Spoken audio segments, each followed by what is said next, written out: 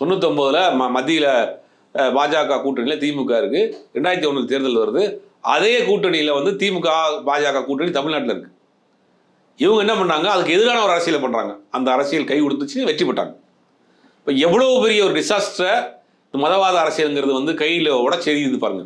மதவாத எதிர்ப்புங்கிறது அந்தமா மேலே உள்ள ஒரு சாம்பிள் சொல்கிறேன். அந்தமா மேலே ஒரு மிகப்பெரிய ஊழல் குற்றச்சாட்டு, மிகப்பெரிய வழக்குகள், அந்த ஒரு டோட்டல் இமேஜுமே வந்து மாறி போச்சு.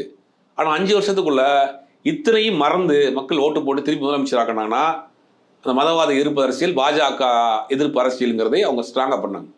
அதுலேருந்து தொடர்ந்து கடைசியில் 2016 அந்த மாதிரி மறைவுற வரைக்கும் பாஜக எதிர்ப்பு அரசியல் ரொம்ப தெளிவாக பண்ணாங்க. அதே மாதிரி 2014 அவங்க என்ன சொல்கிறாங்க, மோடியா லேடியான்னாங்க.